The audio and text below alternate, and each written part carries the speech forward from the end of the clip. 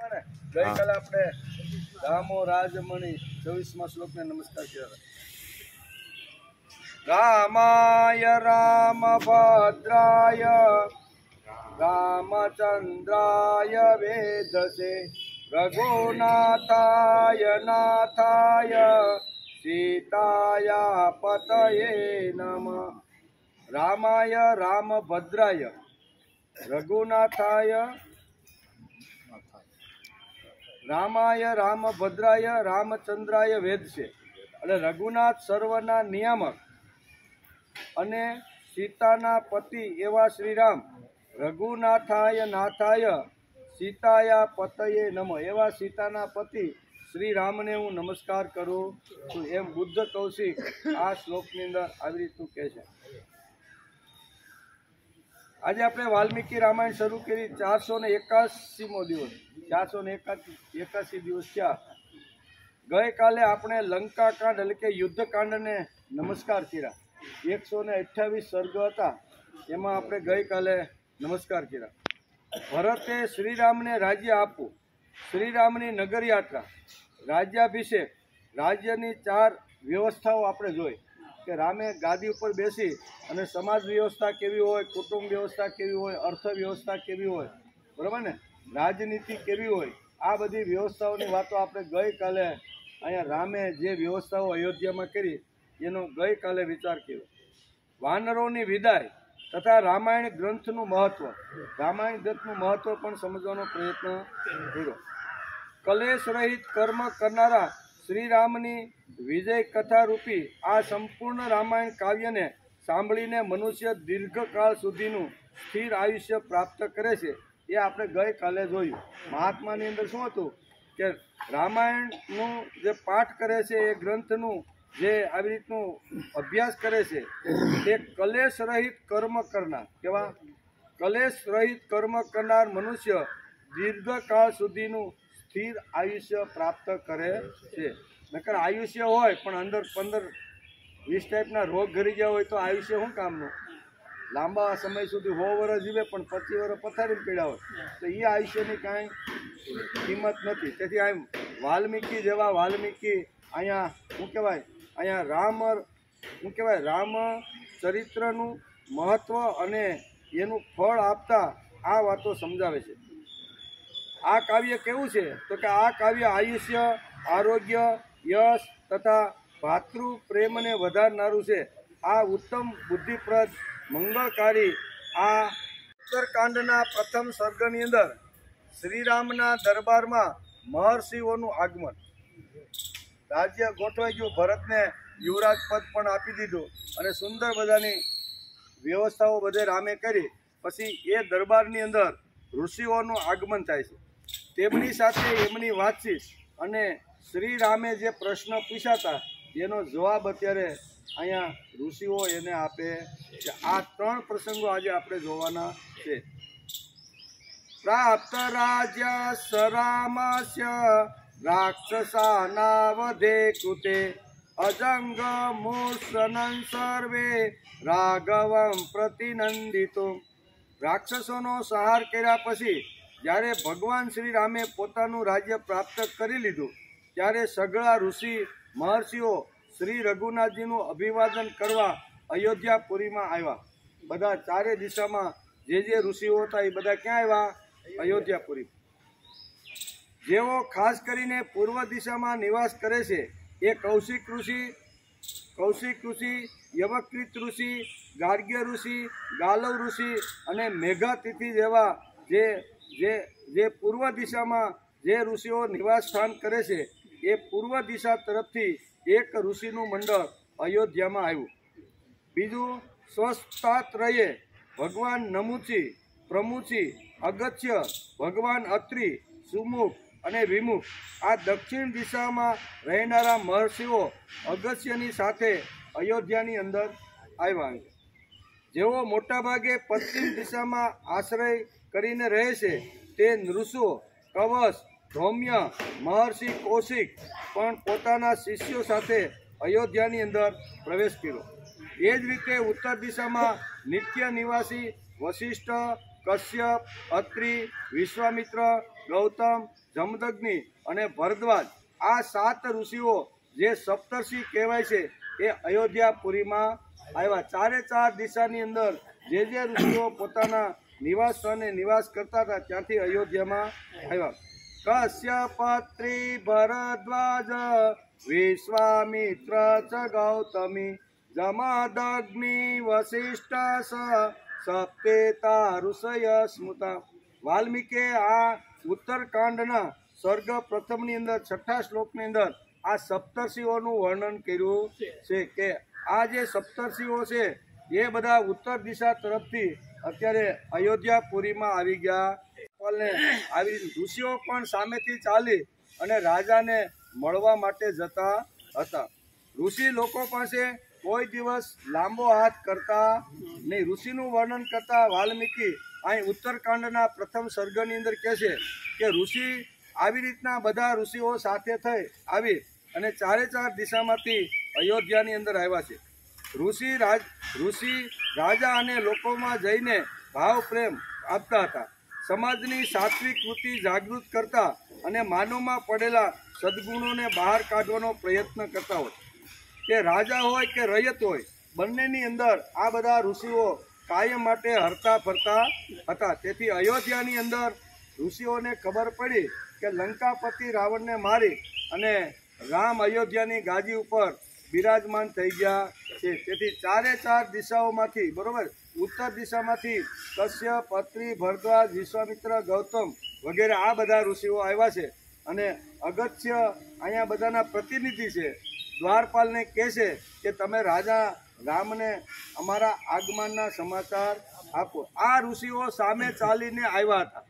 રાજાએ કોઈ દિવસ ઋષિને બોલાવવા ગયા નથી કે ના અમે સુંદર મજાનું રાજ્યનું સ્થાપન કર્યું છે, તમારા વિચારોની અમને જરૂર છે, તો અમારી રયતને તમે સારા વિચારો આપો.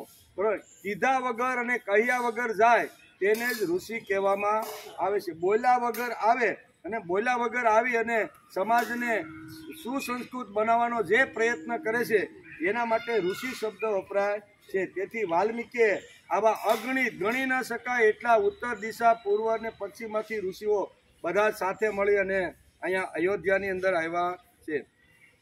સમાજની સાત્વિક વૃત્તિ જાગૃત કરતા અને માનવમાં પડેલા સદગુણોને આ ઋષિઓ બહાર કાઢવાનું કામ કરતા હતા. જ્ઞાન પ્રેમ આપે ઋષિ લોક શિક્ષણનું કામ કરતા હતા. રાજા પાસે પણ જતા અને રયત પાસે પણ જતા. લોક શિક્ષણનું કામ આ વાલ્મીકી લખે છે કે ઋષિનું કામ શું હતું તો કે લોક શિક્ષણનું કામ હતું. લોકોની અંદર પડેલી જે સાત્વિક વૃત્તિ છે એ સાત્વિક વૃત્તિ જગાડી અને એ વૃત્તિને પ્રભુ તરફ વાળવાનો પ્રયત્ન જૂના કાળના ઋષિઓ કરતા હતા. સમાજના નાના બાળકોથી માંડીને વયોવૃદ્ધ અને 4 વર્ણમાં ફરી રાજા સુધી જઈને લોકોને સંસ્કાર અને શિક્ષણ આપવાનું કામ ઋષિઓ કરતા હતા. તેથી વાલ્મીકી અહીં લખે છે કે કશ્યપ, અત્રિ, ભરદ્વાજ જેવા મહાન, દિવ્ય અને તેજસ્વી જ્ઞાની અને વેદાધ્યાન કરેલા જે ઋષિઓ છે એ અયોધ્યા નગરીમાં અત્યારે આવ્યા છે. રાજાનો કાન પણ પકડીને એને કાંઈ જો કહેવાનું હોય તો એ રાજાને ઋષિઓ કરી શકતા હતા. એટલે તેમને જાગૃત કરવાનું કામ આપણા જૂના કાળના ઋષિઓ કરતા હતા. ઋષિઓનું કામ કર્મ કરવું અને જે લોકો નિષ્ક્રિય છે તેને પ્રભુ કાર્યમાં સક્રિય બનાવવાનું. જે લોકો સાત્વિક કૃતિના છે પણ કૃતિ કરતા નથી, શાંતિથી ભગવાનની નામ ભજતા મંદિરમાં બેઠા છે, આવા જે સાત્વિક અને સજ્જન લોકો છે એને સક્રિય બનાવી અને પ્રભુના કામમાં લગાડવાનું કામ આપણા ઋષિઓ કરતા હતા. ઋષિઓના અથાગ પ્રયત્નથી પ્રજા સંસ્કારી રહેતી. ઋષિ લોકોના હૃદયના સમ્રાટ હતા. રાજાની સત્તા ભૌતિક સત્તા હતી. તેથી સત્તા રાજ્ય એટલે કે સત્તા રાજ્ય પર એટલે કે જમીન પર ચાલે છે. રાજાની સત્તા જમીન ઉપર હાલે, બરોબર ને? અને ઋષિઓની સત્તા લોકોના હૃદય ઉપર ચાલતી હતી. રાજા અને ઋષિમાં આટલો ફરક હતો. તેથી રાજા કરતા ઋષિ મોટો ગણવામાં આવતો હતો. ત્યારે ઋષિની સત્તા માનવ માત્ર ના હૃદય સિંહાસન ઉપર ચાલે. તેથી ઋષિ લોક સમ્રાટ હૃદય કહેવાતા હતા. ઋષિ પાસે જ્ઞાન અને પ્રેમ હોય છે. તેનાથી માનવ માત્રના માનવ માત્રનું હૃદય આવી સુસંસ્કૃત બનાવી અને સાત્વિક બનાવવાનો દરેક ઋષિ પોતાના તપોવનમાં કરતા હતા. અને આવા બધા ઋષિઓ પોતાનું તપોવન આશ્રમ છોડી અને અત્યારે અયોધ્યા નગરીની અંદર 4 દિશામાંથી આવ્યા છે. ઋષિ એટલે કે ઋષિ સમાજના માં નિર્ભય થઈને ફરતા હતા. તેની પાસે માનવી રૂપી ખૂબ જ મોટું ધન હતું. માટે આપણા દેશમાં રાજા અને ઋષિ બંને મહાન, પણ તેમાં ઋષિને રાજા કરતાં વધારે મહાન ગણવામાં આવતો. તો ઋષિ કરતાં રાજા મહાન ગણાય નહીં, ઋષિ મહાન. રાજા કરતાં બંનેનો આપણે વિચાર કરીએ, રાજાનો પણ વિચાર કરીને ઋષિનો વિચાર કરીએ તો રાજા કરતા ઋષિ મહાન હતા. તેથી જ ઋષિઓને લાગ્યું કે આટલું સુંદર વ્યવસ્થા જેણે કરી છે એ અયોધ્યાના રાજા રામને મળવા માટે જવું જોઈએ. તેથી સામેથી ચાલીને આ બધા ઋષિઓ આવ્યા છે.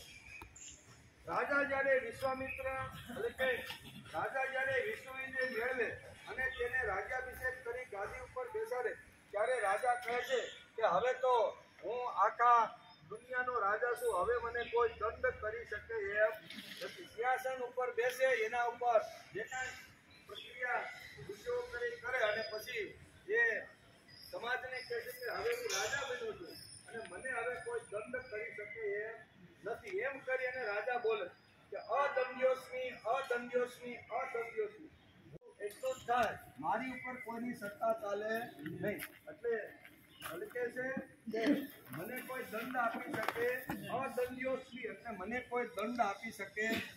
આમ 3 વખત રાજા જ્યારે રાજસિંહાસન ઉપરથી બોલે ત્યારે ઋષિ વશિષ્ઠ એની પાછળ આવડો મોટો દંડ લઈને ઊભા હોય અને રામના માથા ઉપર મારે. રામના માથા ઉપર મારીને કહે છે કે ધર્મ દંડ્યોસ્મી, ધર્મ દંડ્યોસ્મી, ધર્મ દંડ્યોસ્મી. બરોબર, તને ધર્મ દંડ કરી શકે, તું એમ કહેશો કે આ જગતમાં તને કોઈ દંડ કરી શકે એમ નથી, પણ એ તારી વાત ખોટી છે. તને ધર્મ દંડ માનવ જાતને કઈ કઈ વાતોની જરૂરિયાત છે એ વેદોનો પૂર્ણ અભ્યાસ કરી અને સમાજનું ઘડતર કરવા માટેનો આ વિચાર ઋષિઓ કરતા હતા. તેથી કહે છે એ મહાત્મા મુનિઓ રઘુનાથજીના રાજભવન પાસે આવીને ઉભા રહી. મહર્ષિ અગત્યની આજ્ઞા મળતા દ્વારપાલ તરત મહાત્મા શ્રી રઘુનાથજીની પાસે ગયા. એ પ્રતિજ્ઞા સંકેતથી વાતને સમજતા સદાચારી, ચતુર અને ધૈર્યવાન હતા. તેથી તેમણે શ્રીરામની પાસે જઈ અને આ દરવાને કીધું કે મહર્ષિઓ તમને મળવા માટે દ્વાર પાસે આવીને ઊભા છે. આવા સમાચાર અયોધ્યાપતિ રાજા રામને મળ્યા.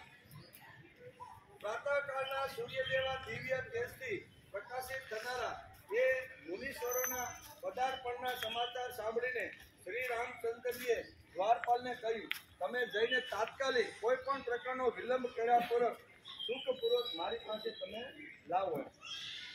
આજ્ઞા મેળવીને દ્વારપાલ ગયા અને બધાને સાથે લઈને આવ્યા. એ મુનીશ્વરોને ઉપસ્થિત જોઈને શ્રી રામચંદ્રજી હાથ જોડીને ઊભા થઈ ગયા. પછી પાદ્ય, અર્ઘ્ય આદિ દ્વારા તેમનું આદરપૂર્વક પૂજન કરવામાં આવ્યું. પૂજન કરતા પહેલા એ બધાને એક એક ગાય ભેટની અંદર પણ આપી, દાન પણ આપ્યું અને રાજા સિંહાસન ઉપરથી બેઠા થઈ ગયા. ઋષિઓનું પાદ્ય પગ ધોય એટલે કે આપણે અંગૂઠો ધોઈ ને જેમ આપણી ઘરે કોઈ મહાપુરુષ આવે તો એને આપણે તો એવી રીતનું અહીંયા સિંહાસન ઉપર બેસીને બધા ઋષિઓનું આવી રીતનું પાદ્ય પૂજન પણ કર્યું છે. શ્રીરામે શુદ્ધ ભાવે એ બધાને પ્રણામ કરીને એમને બેસવા માટે આસન પણ આપ્યા. એ આસન સુવર્ણના બનાવેલા અને વિચિત્ર આકાર પ્રકારના હતા. સુંદર હોવા ઉપરાંત એ વિશાળ અને વિસ્તૃત પણ હતા. એમના પર ગર્ભના આસન મૂકીને ઉપર મૃગ ચર્મ પાથર્યા હતા. એ આસનો પર એ શ્રેષ્ઠ મુનિઓ યથાયોગ્ય બેસી ગયા. ત્યારે શ્રીરામે શિષ્યો અને ગુરુજનો સહિત જે બધાના ખુશાલ સમાચાર પૂછ્યા, આશ્રમના સમાચાર પૂછ્યા, ત્યાં વિદ્યાર્થીઓ જે ભણે છે એ શિષ્યોને કંઈ અગવડતો નથી. એ અગવડ સગવડના પણ સમાચાર રામે પૂછ્યા છે. એમના પૂછવાથી વેદવેતા મહર્ષિઓએ એમને આમ કીધું.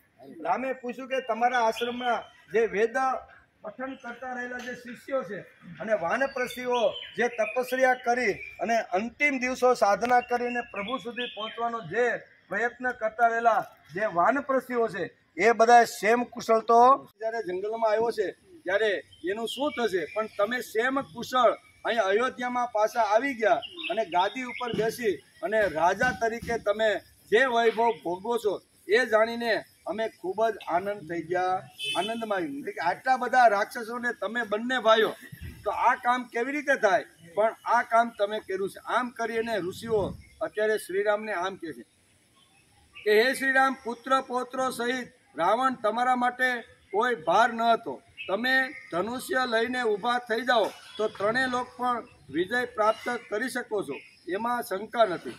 હે રઘુનંદન રામ, તમે રાક્ષસરાજ રાવણનો વધ કરી નાખ્યો અને સીતાની સાથે તેમને વિજય વીરને આજે તમે સેમ કુશળ અયોધ્યામાં લાવી અને તમારો પણ આજે રાજ્યાભિષેક થઈ ગયો છે. હે ધર્માત્મા નરેશ, તમારા ભાઈ લક્ષ્મણ સદા તમારા હિતમાં પુરોવેલા રહેલા છે. તમે એમની ભરત શત્રુઘ્નની તથા માતાઓની સાથે સકુશળ બિરાજમાન થઈ રહ્યા છો અને આ સ્વરૂપે અમને તમારા દર્શન થઈ રહ્યા છે, એ અમારું અહોભાગ્ય છે. અમને તો એમ હતું કે આટલા રાક્ષસોની વચ્ચે રહેવાનું, તો ક્ષેમ કુશળ ક્યારે આવશે. એટલે આ બધી વાતો ઋષિઓએ પૂછેલો જે પ્રશ્ન છે કે તમે આવી રીતના ક્ષેમ કુશળ તો છો ને. શ્રીરામ શરીરની ઊંચાઈ અને સ્થૂળતાના જેનાથી બધી એટલે કે વધીને બીજું કોઈ નથી. એ કુંભકર્ણના પણ રામે સમરાંગણમાં હણી નાખ્યો, એ અમારા માટે પરમ સૌભાગ્યની વાત છે. શ્રીરામ ઋષિઓ બધા રાક્ષસો કેવી રીતના હણાઈ ગયા એનું વર્ણન અત્યારે અહીંયા ઋષિઓ રામને કરી રહ્યા છે કે તમે આવી રીતના બળવાન રાવણને માર્યો, પછી આવી રીતના કુંભકર્ણને માર્યો, ઘણા મોટા મોટા જે એના ભાઈઓ અને હતા એને બધાને તમે હણી નાખ્યા છે, બરાબર.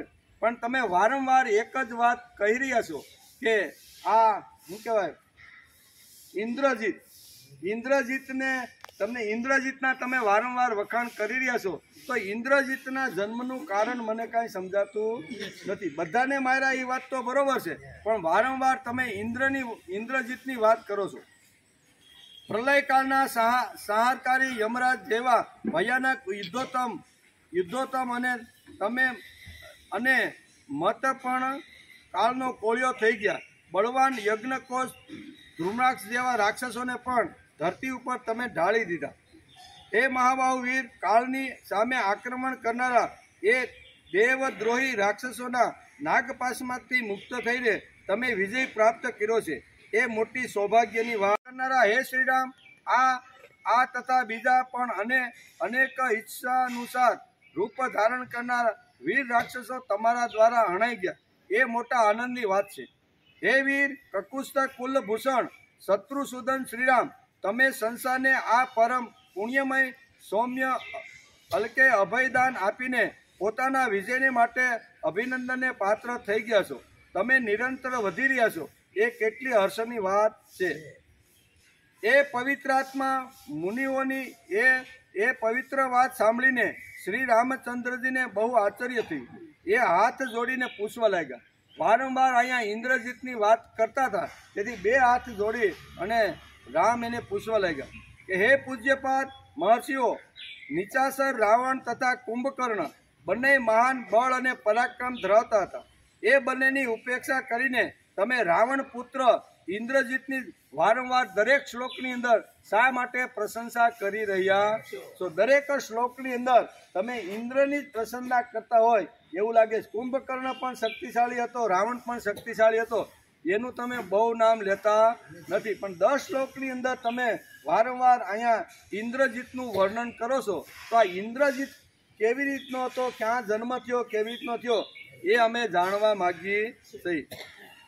હે મહોદય પ્રહસ્ત એટલે કે અતિકાય ત્રિશિરા જેવા જે રાક્ષસોને જેણે હણી નાખ્યા એ બહુ મોટી વાત નહોતી, પણ અહીંયા ઇન્દ્રજીતને જેણે હણ્યો છે એ જ ખૂબ જ મોટી વાત હતી. તેથી કે છે એનો પ્રભાવ કેવો હતો, એનામાં કયું બળ અને પરાક્રમ હતું, અથવા કયા કારણે એ રાવણથી પણ શ્રેષ્ઠ હતો એવું સિદ્ધ થાય છે.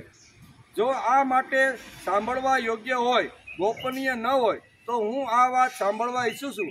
તમે કહેવાની કૃપા કરો. આ મારો વિનમ્ર અનુરોધ છે.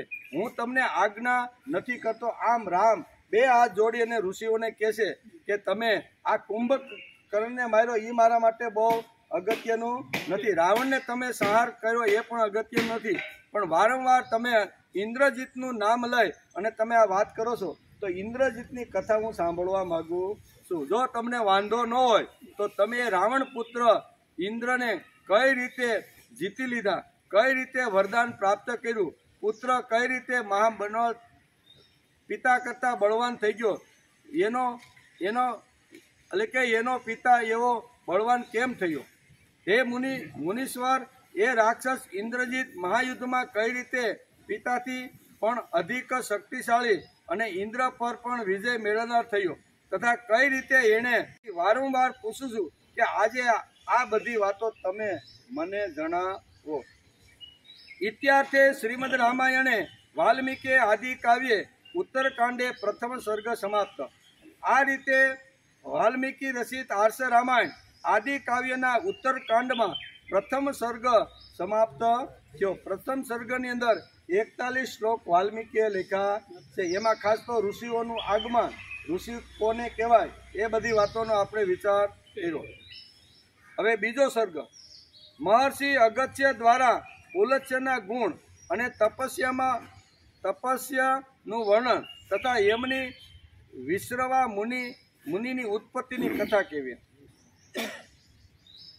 તસ્ય તદા વચનમ શ્રોત્વા રાઘવસ્ય મહાત્મના કુંભયોનિર્મહાતેજા વાક્યમેત ઉવાચ. મહાત્મા રઘુનાથજીનો એ પ્રશ્ન સાંભળીને મહાતેજસ્વી કુંભયોનિ અગત્ય એમને આમ કીધું કે હે શ્રીરામ, ઇન્દ્રજીતના મહાન બળ અને તેજના સંદર્ભમાં જે ઘટના ઘટી છે એ હું તમને જણાવું છું, એ તમે સાંભળો. જે બળના કારણે એ તો શત્રુઓને હણી નાખતો હતો, પરંતુ એ સ્વયં કોઈ શત્રુના હાથે હણાતો નહોતો, એવું એની પાસે બળ આવું હતું. એ બળ એને કેવી રીતનું આવ્યું અને પિતા કરતાં કેવી રીતનો મહાન થયો એ વૃત્તાંત હું તમને સંભળાવું છું. એમ અગત્ય મુનિ અત્યારે શ્રીરામે પૂછેલા પ્રશ્નનો જવાબ આ પ્રમાણે આપે કે હે રઘુનંદન, આ પ્રસ્તુત વિષયનું વર્ણન કરવા માટે હું પહેલાં તમને રાવણના કુળ, રાવણનો જન્મ તથા વરદાન પ્રાપ્તિ વગેરેનો પ્રસંગ કહું છું, તે તમે સાંભળો. હે શ્રીરામ, પ્રાચીન કાળ એટલે કે સતયુગની વાત છે. પ્રજાપતિ બ્રહ્માજીના એક પ્રભાવશાળી પુત્ર થયા, જે બ્રહ્મર્ષિ પુલત્સ્યના નામે ઓળખાય છે. એ સાક્ષાત બ્રહ્માજી જેવા તેજસ્વી હતા. બ્રહ્માજીના પુત્ર થયા એનું નામ હતું પુલત્સ્ય, અને એ પણ આવી રીતના બ્રહ્માજી જેવા તેજસ્વી હતા. એમના ગુણ, ધર્મ અને શીલનું સંપૂર્ણ વર્ણન કરી શકાય તેમ નથી. એમનો એટલો જ પરિચય આપવો પર્યાપ્ત છે કે એ પ્રજાપતિ બ્રહ્માના પુત્ર હતા. પ્રજાપતિ બ્રહ્માજીના પુત્ર હોવાના કારણે દેવતાઓ તેમને બહુ પ્રેમ કરતા હતા. એ બહુ બુદ્ધિમાન છે અને પોતાના ઉજ્જવળ ગુણોના કારણે એ સૌ કોઈના પ્રિય છે. એકવાર મુનિવર પુલત્સ્ય ધર્માચરણના પ્રસંગમાં મહાગીરી મેરુની પાસે રહેલા ઉપભોગ કરવા યોગ્ય હતું, રમણીય હતું. તેથી એ કન્યા દરરોજ ત્યાં આવે અને અહીંયા કહે છે કે પુલત્સ્ય મુનિ જ્યાં તપસ્યા કરતા હતા ત્યાં વિઘ્ન અને આવી રીતના ખોટા હાવભાવ બતાવી અને તપસ્યા ભંગ કરી અને પોતે આવી રીતનું કરવા માગતા હતા. જ્યાં મહર્ષિ પુલત્સ્ય રહેતા હતા એ સ્થાન તો એ વધારે રમણીય હતું. તેથી એ સતી સાધ્વી કન્યાઓ દરરોજ ત્યાં આવીને ગાતી, ગવડાવતી અને નાચતી કૂદતી હતી. આ રીતે તપસ્વી મુનિના તપમાં વિઘ્ન વારંવાર નાખ્યા કરતા હતા. એમ અગત્ય મુનિ અત્યારે રામને પુલત્સ્યની કથા સમજાવતા આ પ્રમાણે કહે છે. આનાથી એ મહાતેજસ્વી મહામુનિ પુલત્સ્યજી થોડા અપ્રસન્ન થઈ રહેતા અને બોલ્યા કે કાલથી જે કન્યા મારી નજરે આવશે એ અવશ્ય ગર્ભ ધારણ કરી લેશે, અને મહેરબાની કરીને આવતીકાલથી તમે કોઈ કન્યા મારા આશ્રમની સામે આવી અને નાચવાનું, ગાવાનું અથવા મને તપસ્યામાંથી ભંગ કરી અને આવું કરવાનું તમારે કંઈ કારણ નથી. તે મહાત્માની આ વાત સાંભળીને એ બધી કન્યાઓ બ્રહ્મશાપના ભયથી ડરી ગઈ અને એમણે નક્કી કર્યું કે આવતીકાલે આપણે કોઈએ ત્યાં હવે જવું નથી એમ. પરંતુ રાજર્ષિ તૃણબિંદુની કન્યાને આ સાપ સાંભળ્યો નહોતો. ઋષિએ જે વખતે સમૂહમાં બધાને કીધું ત્યારે આ એક કન્યા એવી રહી ગઈ કે એને આ વાત સાંભળ્યો નહોતો. તેથી એ બીજા દિવસે કોઈ ખટકો રાખ્યા વિના એ આશ્રમમાં આવીને વિચરવા લાગી.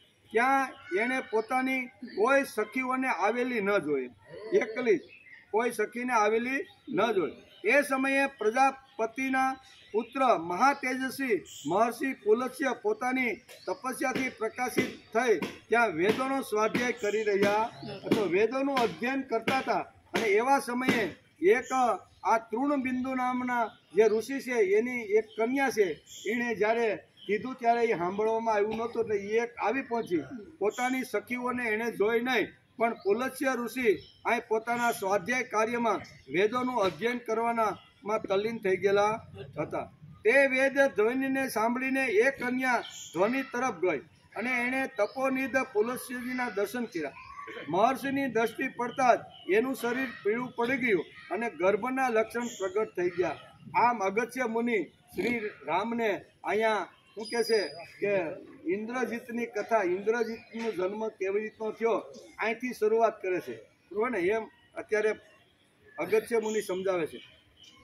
પોતાના શરીરમાં આ દોષ જોઈને એ ગભરાઈ ગઈ અને મનેત્ર અંતઃકરણના મહર્ષિ પુલત્સ્ય મુનિના તપોવનમાં ગઈ હતી. ત્યાં દિવ્ય આશ્રમ હતો. એ આશ્રમમાં કોઈ સખીઓ દેખાણી નહીં અને વેદનો ધ્વનિ જે તરફથી આવતો હતો એ તરફ હું ગઈ તો મહર્ષિ તપસ્યાની અંદર, સ્વાધ્યાયની અંદર રત થઈ ગયેલા હતા. આવું એણે કીધું. ત્યાં કોઈ સખી મને જોવા ન મળી. સાથે સાથે મારું રૂપ પહેલા કરતાં વિપરીત અવસ્થામાં પહોંચી ગયું છે. આ બધું જોઈને ભયભીત થઈને હું તમારી પાસે આવી છું એમ પિતાને કીધું. રાજર્ષિ તૃણબિંદુ પોતાની તપસ્યાથી પ્રકાશિત હતા. એમણે ધ્યાનમાં બેસીને જોયું કે મારી દીકરીની હાલત આવી કેમ થઈ છે. આ બધું મહર્ષિ પુલત્સ્યના કરવાથી થયું છે. જૂના કાળના જે ઋષિઓ હતા ને એ તપસ્યાની અંદર એટલા ઊંડા ઉતરી ગયેલા હતા કે ધ્યાન ધરે તો એને ખબર પડે કે કોણ ક્યાં કેવી રીતનું વર્તન અથવા કોણે કર્યું છે. એ પવિત્રતાત્મા મહર્ષિ એટલે કે મહર્ષિના પેલા શાપને જાણીને એ પોતાની પુત્રીને સાથે લઈ અને પુલત્સ્યજીના આશ્રમની અંદર આવ્યા. એના આશ્રમની અંદર આવ્યા. હે ભગવાન, મારી આ કન્યા પોતાના ગુણોથી વિભૂષિત છે. હે મહર્ષિ, તમે આને સ્વયં પ્રાપ્ત કરીને એને ભિક્ષા રૂપે તમારી પત્ની તરીકે તમે એનો સ્વીકાર કરો. એમ તમે તપસ્યામાં રત રહેવાના કારણે થાકી જતા હશો. તેથી આ તમારી સાથે રહીને તમારી સેવા શુશ્રૂષા કરશે, એમાં બિલકુલ શંકા રાખવાની જરૂર નથી. એટલે ઋષિઓ, કોઈ પણ ઋષિઓ હોય ને એ બધા જ મોટા ભાગના બધા ઋષિઓ પરણેલા અને ગૃહસ્થીઓ હતા. શા માટે?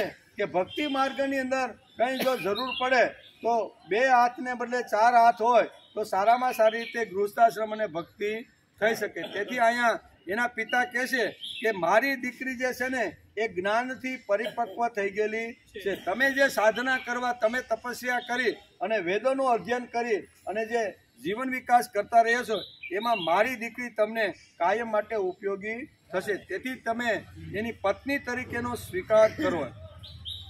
ત્યારે એ મહર્ષિની પોતાની કન્યા આપીને રાજર્ષિ તૃણબિંદુ પોતાના આશ્રમ ઉપર ચાલ્યા ગયા અને એ કન્યા પોતાના ગુણોથી પતિને સંતુષ્ટ કરીને ત્યાં રહેવા લાગી.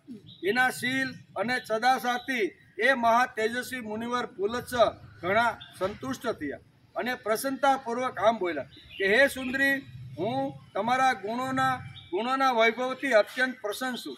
હે દેવી, તેથી આજે હું તમને મારા જેવો પુત્ર પ્રદાન કરું છું, જે માતા અને પિતાના બંનેના કુળની વૈશ્રવણ એટલે કે કુબેર ની ઉત્પત્તિ, એમની તપસ્યા, વરદાન પ્રાપ્તિ તથા લંકામાં નિવાસ. આટલા પ્રસંગો આ ત્રીજા સર્ગની અંદર કુબેર મોટો ભાઈ રાવણના अथ पुत्र पुलस्तस्य विश्रवा मुनिपुंगव अचिरेणेव कालेन पितेव तपसी स्थित। पुलस्यना पुत्र मुनीश्वर विश्रवा थोड़ा समय में पितानी जेम तपस्या में रत थई गया। ए सत्यवादी, शीलवान, जितेन्द्रिय, स्वाध्याय परायण, बहार अंदरनी पवित्रता, सगळा भागों में अनासक्त तथा सदा धर्मपरायण रहता था। विश्रवाना आ उत्तम आचरण ने जोईने महामुनि भरद्वाजे पोतानी कन्याना ए देवांगना जेवी सुंदरी हती ए विश्रवा साथे एमने आपी अने एनी साथे लग्न करावी दीधा। कोनी पुत्री? भरद्वाज। એટલે એનો અર્થ એવો થયો કે દરેક ઋષિ આપણા પરણેલા હતા, એને કન્યાઓ પણ હતી અને પુત્રો પણ હતા। એટલે ભરદ્વારે વિચાર કર્યો કે આવી રીતના જે સત્યવાદી છે, શીલવાન છે, જીતેન્દ્રિય છે, સ્વાધ્યાયની અંદર રત રહેનારા આવા જે વિશ્રસવા નામના જે તપસ્વી છે એને મારી દીકરી આપવી જોઈએ। તેથી અહીંયા મહામુનિ ભરદ્વાજે પોતાની કન્યાને અહીંયા એમની સાથે પરણાવી દીધી। ધર્મના જ્ઞાતા મુનિવર વિશ્રસવાએ બહુ પ્રસન્નતા સાથે ધર્માનુસાર ભરદ્વાજની કન્યાનું પાણી ગ્રહણ પણ કરી લીધું। જે શાસ્ત્રોક્ત વિધિથી જે પ્રમાણે લગ્ન થવા જોઈએ એ પ્રમાણે બંનેના લગ્ન પણ થઈ ગયા અને પ્રજાનું હિત ચિંતન કરનારી બુદ્ધિ દ્વારા લોક કલ્યાણનો વિચાર કરીને એમણે એના ગર્ભથી એક અદ્ભુત અને પરાક્રમી પુત્ર ઉત્પન્ન કર્યો। એનામાં બધા બ્રાહ્મણોચિત્ત ગુણ વિદ્યમાન હતા। એના જન્મથી પિતામહ પુલસ્ય મુનિને બહુ પ્રસન્નતા થઈ। જ્યારે એમણે દિવ્ય દ્રષ્ટિથી જોયું કે આ બાળકમાં સંસારનું કલ્યાણ કરવાની બુદ્ધિ છે તથા આ આગળ જતા ધનાધ્યક્ષ થશે, ત્યારે એમણે બહુ હર્ષપૂર્વક દેવર્ષિઓની સાથે એના નામકરણ સંસ્કાર પણ કરાવ્યા। આચરણ કરતા નથી એનું મને ખૂબ જ દુઃખ છે। લોકો દુઃખી થાય છે, લોકો હેરાન થાય છે અને લોકો આવી રીતના દુઃખી થાય એનું કારણ આ છે। તેથી ઊંચા હાથ કરીને કહે છે કોણ? વેદવ્યાસ કે ઉર્ધ્વ બાહુ વિરોમી એચ નચ કછી શૃણોતિ મેં ધર્માદ અર્થાત ચ કામસ સ કિંમત ન સેવ્યતે। બહુ સરસ આ શ્લોક વેદવ્યાસ લખે છે કે ઊંચા ઉર્ધ્વ બાહુ એટલે હાથ અને ઉર્ધ્વ એટલે ઉપર, કે હું ઉપર હાથ કરી અને સમાજના અંતિમ માણસને ઠોકીને બે હાથ ઊંચા કરીને કહું છું કે જો તમારે સુખી થવું હોય, જો તમારે 100 વર્ષ સુધી હસતા રમતા કિલોલ કરતા આનંદ કરતા જીવન હોય તો મારી વાત તમે સાંભળો। એમ કોણ કે છે? ઉર્ધ્વ બાહુ વિરોમી એચ નચ કચ્છી શૃણોતી મેં, છતાંય હું ઊંચા હાથ કરીને લોકોને કહું છું છતાં મારી વાત કોઈ સાંભળતું નથી। મારે શું કહેવાનું છે તો કે ધર્માદ અર્થાત સ કામા સ કિંમત ન સેવ્યતે। માણસ જો ધર્મપરાયણ રહે અને ભક્તિ જો કરવા લાગે તો ધર્માદ અર્થાત ધર્મથી અર્થ આવે અને અર્થથી માણસની મનની જે કામના વાસના અથવા જે કંઈ ભોગની ઈચ્છા હોય એ બધા ભોગો પૂરા થાય। વાત પણ સાચી છે। ધર્મનું જેણે આચરણ કર્યું છે એના રાજ્યમાં ક્યારેય સંપત્તિનો ક્યારેય ખોટ આવી નથી। રઘુવંશની અંદર કાલિદાસ લખે છે અને કાલિદાસે બહુ સ્પષ્ટતા લખી છે કે રઘુવંશ આટલો ઉજળો, આટલો તેજસ્વી, આટલો દિવ્ય અને એની તિજોરીમાં ક્યારેય નાણું ઓછું થયું નથી। ગમે તેટલા મોટા સારા કામો સમાજના કરે તો પણ એની તિજોરીમાંથી ધન ઓછું થયું નથી। એનું કારણ અહીંયા કાલિદાસ પણ લખે છે કે એનું કારણ કે પેઢીઓથી એ રાજાઓ જે આવ્યા, જે અયોધ્યાની ગાદી ઉપર, એને ધર્મનું જ આચરણ કરી અને જીવન જીવવાનો પ્રયત્ન કર્યો છે। તેથી ધર્મ અગત્યનું છે અને ધર્મનું પાલન કરે તો અર્થ એટલે પૈસો, અને પૈસો ધનજીભાઈ જો ખિસ્સામાં હોય તો બંગલો બાંધી શકાય, ધનજીભાઈ ખિસ્સામાં હોય તો ફાર્મ હાઉસ ખરીદી શકાય, ધનજીભાઈ ખિસ્સામાં હોય તો મોટર લઈ શકાય, બરોબર ને? આ બધું લેવું હોય તો ખિસ્સામાં શું જોઈએ? પણ ધનજીભાઈ આવે ક્યારે? વેદવ્યાસ કહે છે ધર્મનું પાલન કરે, ધર્મનું આચરણ કરે અને ધર્મ પ્રમાણે જે જીવન જીવવાની જે આચાર સંહિતા અને વિચાર સંહિતા જે ઋષિઓએ આપી છે એ પ્રમાણે જો એનું પાલન કરે તો ધર્માદ અર્થાત કામાસ સ કિમર્થન સેવ્યતે, બરાબર. તો બધી જ ઈચ્છાઓ કામનાઓ પૂરી થાય છે. એમ અહીંયા કુબેરને પણ લાગ્યું. કુબેરનું બીજું નામ હતું વૈશ્રવણ. એ વૈશ્રવણને લાગ્યું કે મારે ધર્મ જેની તમને ઈચ્છા છે એ ધર્મજ્ઞ તમે પ્રસન્નતાપૂર્વક આ પદ ગ્રહણ કરો અને અક્ષય નિધિઓના સ્વામી બનો. ઇન્દ્ર, વરુણ અને યમની સાથે તમે ચોથા લોકપાલ બનો. 3 લોકપાલ તો સમાજમાં છે, બરાબર ને. અને ચોથા લોકપાલ તમે, એક ઇન્દ્ર પણ લોકપાલ, વરુણ પણ લોકપાલ, યમ પણ લોકપાલ અને ચોથા કુબેર તમે પણ લોકપાલ બનો. એવી મારી પણ ઈચ્છા હતી અને તમે એ પ્રમાણે માંગ્યું, તેથી તમારું કલ્યાણ. આમ બ્રહ્માજીએ એમને આશીર્વાદ આપ્યો. આ સૂર્ય જેવું તેજસ્વી પુષ્પક વિમાન છે. આને પોતાના વાહન માટે ગ્રહણ કરો અને દેવતાઓ જેવા તમે બની જાઓ. અને આ જે પુષ્પક વિમાન છે એ મનની ગતિથી તમે જ્યાં લઈ જવા માગશો ત્યાં મનની ગતિથી એ ચાલતું રહેશે. એમ બ્રહ્માજીએ આશીર્વાદ આપ્યા અને આવી રીતનું એક વિમાન પણ આપ્યું, એનું નામ પુષ્પક હતું. આમ કરીને ચોથા લોકપાલ તમે બનો. પ્રથમ લોકપાલ ઇન્દ્ર, બીજા લોકપાલ વરુણ, ત્રીજા લોકપાલ યમ અને ચોથા લોકપાલ અત્યારે કુબેર થઈ ગયા છે. તાત તમારું કલ્યાણ થાવ. હવે અમે બધા જે રીતે આવ્યા છીએ એ રીતે પાછા જઈશું. તમને 2 વરદાન આપીને અમે પોતાને કૃતકૃત્ય માનીએ છીએ કે તમે અમારી પાસેથી વરદાનનો સ્વીકાર કરી લીધો છે. આમ કહીને બ્રહ્માજી દેવતાઓની સાથે પોતાના સ્થાને ચાલ્યા ગયા. તથા બ્રહ્માજી દેવતાઓના આકાશમાં ચાલ્યા ગયા પછી પોતાના મનને સંયમમાં રાખનારા ધનાઢ યક્ષે પિતાને હાથ જોડીને કહ્યું કે હે ભગવાન, મેં પિતામાં બ્રહ્માજી પાસેથી મનોવાંછિત વરદાન પ્રાપ્ત કરી લીધું છે, પરંતુ એ પતિદેવે મારા માટે કોઈ નિવાસ સ્થાન બતાવ્યું નથી.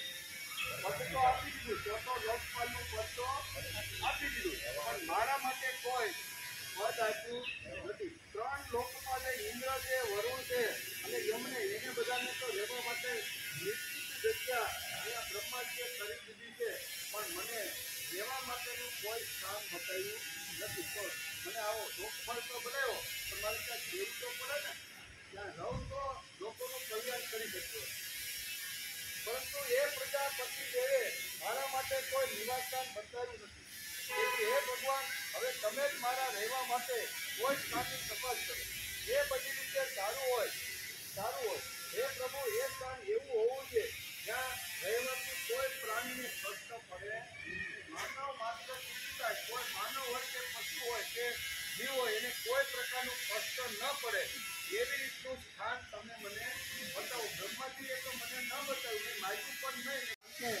અહીંયા વિશ્રાવાને અહીંયા કુબેરે પૂછ્યું હતું કે બ્રહ્માજીએ મને વરદાન તો આપ્યું, બરોબર ને, પણ એવું ક્યાં?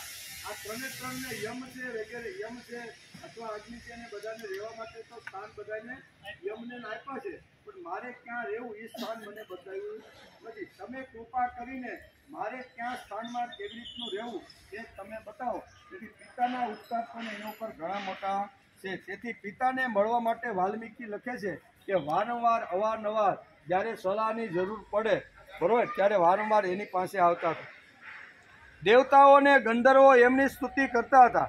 એમના ભવ્ય ભવનમાં અપ્સરાઓ નૃત્ય કરતી હતી.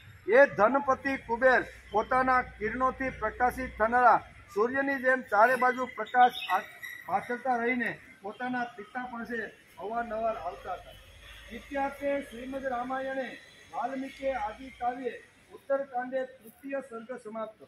આ રીતે શ્રી વાલ્મીકી રચિત આર્ષ રામાયણ આદિ કાવ્યના ઉત્તરકાંડમાં 3જો સર્ગ સમાપ્ત થયો. 3જા સર્ગની અંદર વાલ્મીકે આટલી વાતો લખી છે. બ્રહ્મા તપસ્યા ઘણું બધું, કુબેરે ઘણી બધી તપસ્યા કરી, અન્ન વગર પણ કરી, ફળ ફૂલ વગર પણ કરી, અને છેલ્લે શ્વાસને પણ બ્રહ્મરંધ્રીમાં રોકી અને એવી તપસ્યા કરી ત્યારે બધા દેવતાઓ એના ઉપર પ્રસન્ન થયા. એટલે અહીંયા કુબેરની પાસે આવીને કહે છે કે તમારી તપસ્યા એટલી બધી હતી કે અમે તમને કંઈ આપવા માટે આવ્યા છે, અમારી પાસેથી તમે વરદાન માગો. ત્યારે લોકપાલ સારામાં સારી રીતે લોકોનું કલ્યાણ કેમ થાય, લોકો સુખી કેમ થાય, લોકો આનંદમાં રહી અને 100 વર્ષ સુધી હસતા રમતા કિલોલ કરતા કેમ જીવે, બરોબર, એવી મારી ઈચ્છા છે. તો એ લોકપાલ તરીકે મને ચોથો જે યમ છે આ કીધું ને કે 3 લોક પણ કોણ હતા, તો કે ઇન્દ્ર, વરુણ અને યમ. એ જે રીતે રહેશે એ જ રીતે પણ હું એક જગ્યાએ રહું એવું મને તમે વરદાન આપો. વરદાન પણ મળ્યું, પણ રહેવાનું સ્થાન બ્રહ્માજી આપ્યું નહીં. દેવતાઓ એના સ્થાન ઉપર ગયા, પિતાજી પાસે જઈ અને વરુણ કહે છે કે મને રહેવાનું સ્થાન બતાવ્યું નથી, એટલે કે કૃપા કરીને મારે ક્યાં રહેવું એ સ્થાન તમે મને બતાવો. ત્યારે અહીંયા કુબેરના પિતાજી કહે છે કે તમારે રહેવા માટે ઉત્તમ સ્થાન અહીંયાથી થોડે દૂર એક ત્રિકૂટ નામનો પર્વત છે, સમુદ્રથી ચારે બાજુ ઘેરાયેલો છે. અને પ્રથમ અહીંયા શું કહેવાય, આ વિશ્વકર્માએ સુંદર મજાનું આ આખી નગરી વસાવી છે, પણ રાક્ષસો અત્યારે બધા રસાતાળમાં જતા રહ્યા છે. તેથી અત્યારે કોઈ રાક્ષસ ત્યાં નિવાસ કરતું નથી.